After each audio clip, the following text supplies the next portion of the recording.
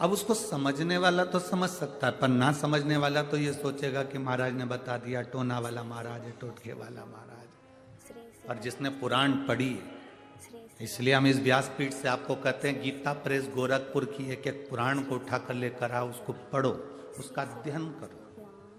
श्री शिवाय नमस्तुभ्यं, श्री शिवाय नमस्तुभ्यं, श्री शिवाय नमस्तुभ्यं, श्री शिवाय नमस्तुभ्यं, श्री शिवाय नमस्तुभ्यं। कल एक महाराज जी ने प्रश्न किया, गुरुजी हम पंढरपुर के निवासी हैं, पर हमने नरहरि सुनार की बेटी का इतना बड़ा चरित्र नहीं पढ़ा था।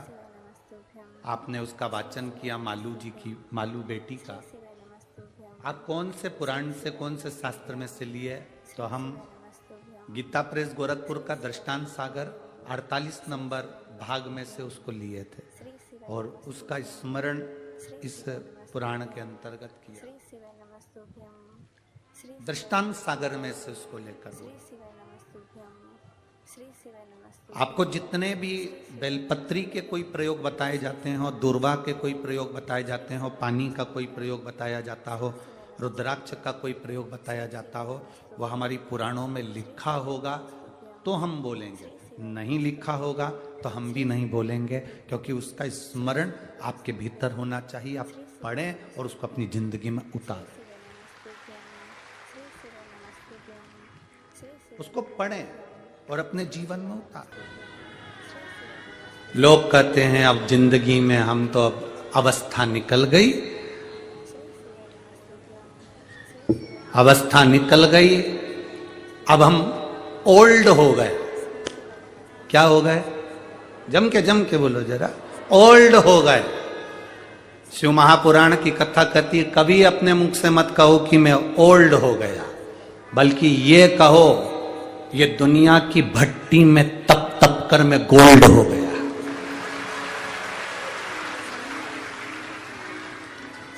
काहे को ओल्ड हो गए हम? कौन कहता है कि ओल्ड हो गए? कौन कहता है कि पुराने हो गए? कौन कहता है कि बूढ़े हो गए? ये दुनिया की भट्टी में हम तप रहे हैं। काम, आसक्ति, तृष्णा, लोभ, परिवार, नाते, कुटुंब, कबीला, इसमें हमें तपन हो रही है, उसमें हम तपे हैं, उसमें हम तपे हैं, उसमें हम तप रहे हैं। हम ओल्ड नहीं हुए, हम गोल्ड हुए, चमक कर। बुजुर्गों को कभी भी ये मत समझना कि वो ओल्ड हो गए, बल्कि बुजुर्गों को ये समझो कि वो तप तप कर गोल्ड हो गए। उनके बराबर कोई नहीं हो सकता, कोई नहीं हो सकता। बच्चा बोलता है तो माता पिता को अच्छा लगता है। बोलो सही है कि गलत है? छोटा सा बच्चा बोलेगा नहीं तो माँ बाप को अच्छा नहीं लगता। कई पत्र आते हैं मेरा बच्चा नहीं बोलता, कोई कहता मेरा बच्चा नहीं बोलता। हम कहते हैं बच्चा बोलता है तो माता पिता को अच्छा लगता है। समय चला गया, बच्चा बड़ा हो गया, शादी हो गई, अब माता पिता बोलते हैं तो बच्चों को अच्छा नहीं लगता है। समय बदल गया, समय परिवर्तित हो गया, समय बदला।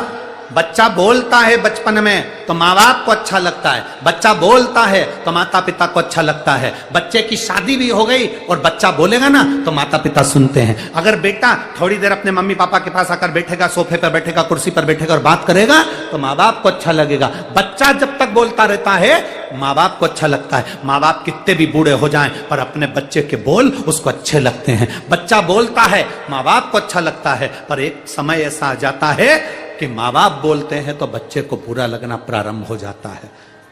एक निवेदन, वो गोल्ड है, आप उसके पास बैठोगे तो उस गोल्ड की चमक तुम्हारे को भी जिंदगी में आएगी और तुम भी गोल्ड हो जाओगे। उसके करीब बैठिए।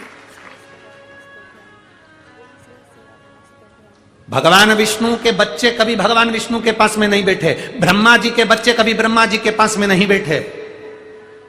केवल एक देवादिदेव महादेव ऐसे हैं जिनके बच्चे उनके पास में बैठे। केवल देवादिदेव महादेव, उनके बच्चे उनके पास में बैठे। क्यों? क्योंकि गणेश जी को मालूम है मैं बुद्धि का देवता बाद में हूं, पहले महादेव का शिष्य हूं, महादेव के चरणों में रहता हूं, उन्होंने मुझे बुद्धि दी है। रिद्धि सिद्धि का पति बाद में हूं, ये रिद्धि सिद्धि मेरे महादेव ने मुझे प्रदान करी। जो दिया इसने दिया,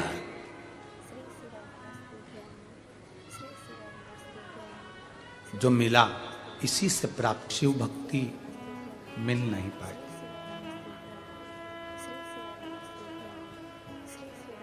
अगर आज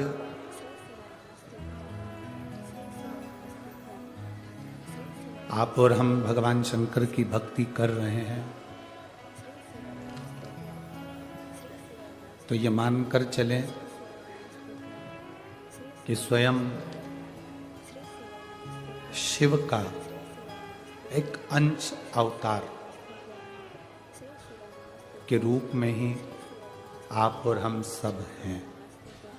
जितने संत साधु गुरुजन भगवत जन है, ये सब शिव का एक स्वरूप है।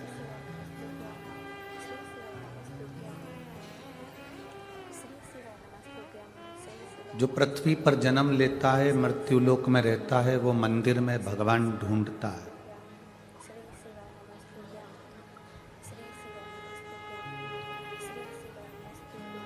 मंदिर में दर्शन करने गए, हम वहां भगवान को ढूंढ रहे हैं।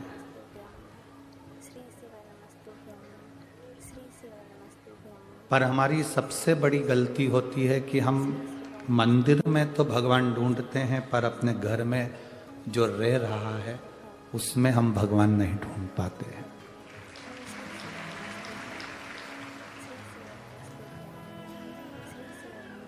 बच्चे हैं, पत्नी है, पति है, माता है, पिता है, भाई बंधु कुटुंब परिवार है, ये भी तो एक शिव का ही स्वरूप है। ये भी एक भगवान शंकर का ही स्वरूप है। और जिस दिन हमने इनमें भगवान का दर्शन करना प्रारंभ कर दिया, फिर हमको कहीं जाने की जरूरत नहीं पड़ेगी, परमात्मा हमारे घर चलता है।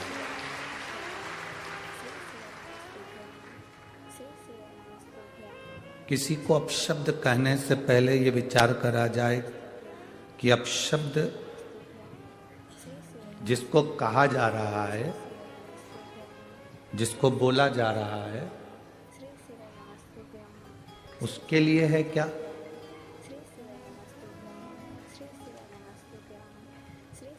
हम किसी को कुछ दे रहे हैं, उसका फल हमको मिलता है।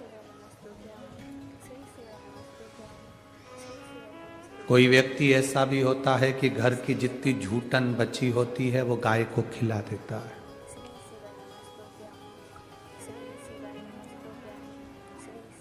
बर्तन मांज रहे थे, बर्तन मांजने में जितनी झूठन निकली, जितना झूठा निकला, उसको एक बर्तन में इकट्ठा कर लिया और उस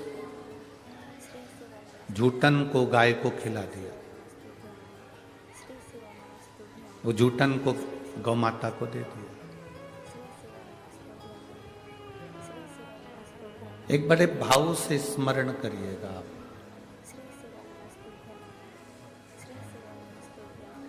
आपने गौ माता को जूटन तो दे दिया, पर यदि गरुड़ पुराण को अगर आपने स्मरण किया होगा, गरुड़ पुराण को सुना होगा, तो उसमें वर्णन आता है गाय को झूठा खिलाने वाले का अगला जन्म कुतिया का हो जाता है और उसको भी झूठा चाटना पड़ता है।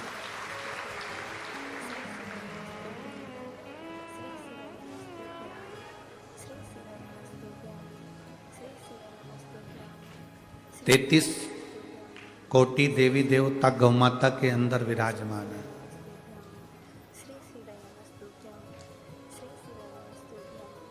आप ज्यादा कुछ नहीं कर सकते, दरवाजे पर आई हुई गाय का केवल दर्शन ही कर लोगे तो भी। अभी हमने कथा में कहा कि मंदिर में मूर्ति में हम भगवान ढूंढ रहे हैं, पर अपने आसपास में, अपने घर के पास में, अपने घर के अंदर भगवान को नहीं ढूंढ पा रहे। जो दिया तुमने वो तुम्हें मिलता है, जो प्रदान करा तुमने वो तुम्हें प्राप्त होता है। एक राजा पृथु का एक संवाद आता।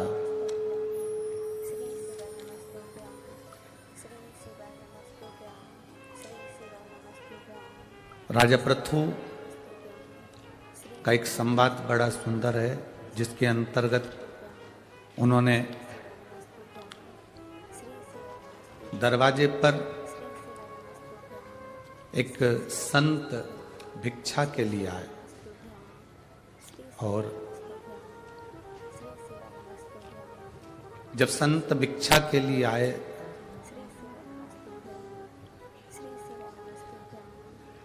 उस समय पर राजा अपने अस्तबल में थोड़ा सा देखने के लिए गए हुए थे और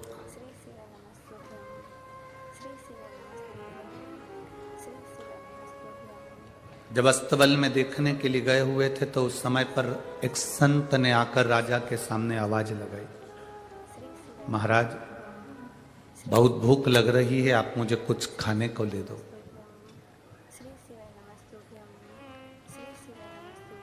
राजा पृथु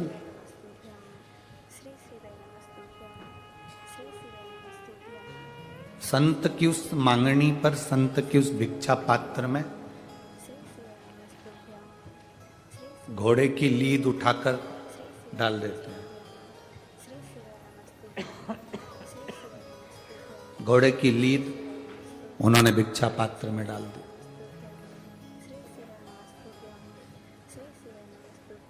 जब घोड़े की लीद उस भिक्षा पात्र में डाली तो संत को क्रोध नहीं आया। संत, साधु, गुरुजन, महात्मा, कीर्तनकार, पांडुरंगा का स्मरण करने वाले हों, भगवान की भक्ति करने वाला कोई संसारिक मनुष्य भी हो तो उसको क्रोध नहीं आया। भिक्षा में लीद डाल दी गई, घोड़े की लीद। संत उस लीद को लेकर चले गए, अपने आश्रम के बाहर उन्होंने उस लीद को एक कोने में डाल दी। अब घोड़े की लीद कोने में डाली। 2 महीने बाद राजा पृथु घोड़े पर बैठकर जब नगर घूमने के लिए गया तो जंगल में गया तो उसको संत का आश्रम मिला। उसने महाराज जी को प्रणाम करते हुए विचार करा कि ये संत के पास में कोई घोड़ा नहीं दिख रहा, कोई अस्तबल नहीं दिख रहा, पर ये संत की कुटिया के पास में ये इतनी सारी घोड़े की लीद का ढेर लगा हुआ है, कम से कम 25-50 किलो लीद यहाँ पड़ी हुई है, तो मतलब यहाँ तो कोई घोड़ा दिख नहीं रहा, फिर ये लीद कहाँ से आ गई? राजा उस संत के चरणों को प्रणाम कर कर बोला, महाराज आपके यहाँ कोई घोड़ा नहीं दिख रहा, तो ये लीद इतनी सारा ढेर कहाँ से आ गया घोड़े की लीद का? संत ने कहा, मैं जब एक नगर में भीख मांगने के लिए, भिक्षा लेने के लिए जब मैं गया, भिक्षा पात्र लेकर जब मैं भिक्षा लेने के लिए गया तो एक राजा ने मेरे कटोरे में ये भिक्षा में लीद दी थी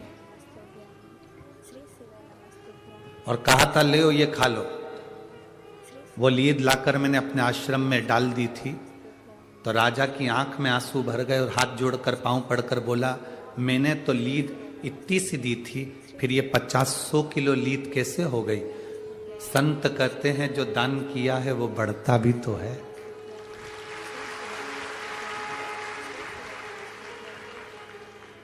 तुमने जो दान किया है वो बढ़ता भी तो है।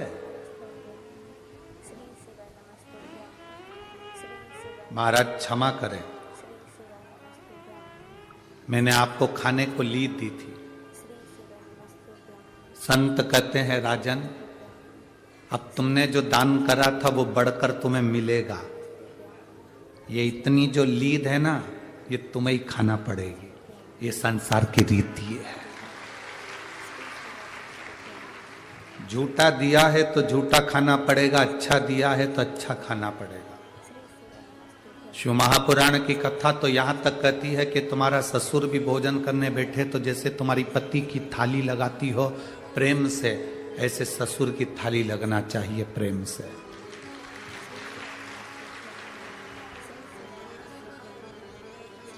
अपने बेटे को दूध में भले मलाई ना मिले चलेगा, पर जेठानी या देवरानी के बेटे के दूध के गिलास में मलाई डलना चाहिए, क्योंकि तेरे बेटे के दूध में परमात्मा डाल देगा। श्री शिवाय नमस्तुभ्यं, श्री शिवाय नमस्तुभ्यं, जो तुमने दिया है वो तुम्हें प्राप्त होगा। श्री शिवाय नमस्तुभ्यं, श्री शिवाय किसी को अच्छा दिया तो अच्छा मिलेगा, नमस्तुभ्यं, किसी को बेकार दिया तो बेकार श्री मिलेगा। शिवाय नमस्तुभ्यं, श्री शिवाय नमस्तुभ्यं, राजा ने कहा, मुझे, राजा पृथु कहते हैं, मुझे लीद खाना पड़ेगी, गोबर, ये घोड़े की लीद? हाँ श्री शिवाय नमस्तुभ्यं, महाराज, क्षमा कर दो, श्री शिवाय नमस्तुभ्यं, श्री शिवाय नमस्तुभ्यं, मैं क्या करूं कि ये लीद मुझे खाना ना पड़े? श्री शिवाय नमस्तुभ्यं, उसका कोई उपाय? श्री शिवाय नमस्तुभ्यं, श्री शिवाय नमस्तुभ्यं, श्री शिवाय लोग कहते हैं सियोर वाले महाराज जी उपाय बताते हैं, पर एक एक पुराण को उठाकर देख लीजिए। राजा परीक्षित ने भी सुखदेव जी से पूछा था, 7 दिन में मेरे प्राण छूटेंगे, मेरे बचने का उपाय? नमस्तुभ्यं, नारद जी को श्राप लगा तो नारद जी ने भगवान विष्णु से पूछा था कि मेरे परम धाम जाने का उपाय? श्री शिवाय नमस्तुभ्यं, दशरथ जी के घर में जब संतान नहीं हुई तो उन्होंने विश्वामित्र बाबा, उन्होंने वशिष्ठ बाबा से प्रार्थना करी थी कि मेरे यहाँ संतान होने का उपाय। शिवाय नमस्तुभ्यं, श्री शिवाय यशोदा जी के घर में जब संतान नहीं हुई तो उनकी माँ पाटला देवी ने भगवान शंकर के सम्मुख में संत से कहा था, मेरे बेटी के घर में संतान हो जाए, उसका उपाय। श्री शिवाय नमस्तुभ्यं, श्री सुधर्म नाम के ब्राह्मण की पत्नी घूष्मा के संतान मर गई, उसको प्राप्त करने का उपाय। श्री शिवाय नमस्तुभ्यं, विष्णु पुराण, अग्नि पुराण, नर्मदा पुराण, ब्रह्म विवर्त पुराण, पद्म पुराण, श्री शिवाय नारद पुराण, श्रीमद् भागवत पुराण, शिव महापुराण, स्कंद पुराण, जितनी भी पुराण उठाकर देखोगे उसमें कुछ ना कुछ, पूरी कथा को पढ़ना, उसमें लिखा है इसका ये उपाय संतों ने बताया, साधुओं ने बताया, केवल सियोर वाले महाराज ने नहीं बताया। श्री शिवाय नमस्तुभ्यं, वो तो बदनाम सियोर वाला महाराज हो गया, श्री शिवाय नमस्तुभ्यं, नहीं तो उपाय तो पूरी पुराणों में बताए गए। देवऋषि नारद ने भी पूछा कि उपाय बताओ। दशरथ जी के घर में औलाद नहीं हुई, संतान नहीं हुई, तो उन्होंने पूछा उपाय बताओ। श्री शिवाय नमस्तुभ्यं, श्री शिवाय नमस्तुभ्यं, श्री शिवाय नमस्तुभ्यं, गोपियां कहती हैं कि कोई उपाय बताओ। श्री शिवाय नमस्तुभ्यं, श्री शिवाय नमस्तुभ्यं, श्री शिवाय नमस्तुभ्यं, श्री शिवाय नमस्तुभ्यं, अगर बिना पढ़े बोले होते ना तो आज इतने सारे लोग आते हैं, उनके इतने सारे पत्र आते हैं, क्या उनको लाभ मिलता? क्या उनको फायदा मिलता? पढ़ा, पुराण में से निकाला, बोला। अगर नहीं, एक पत्र आया देखिए, उसने अपनी रिपोर्ट तक लगाई है ब्लड कैंसर की,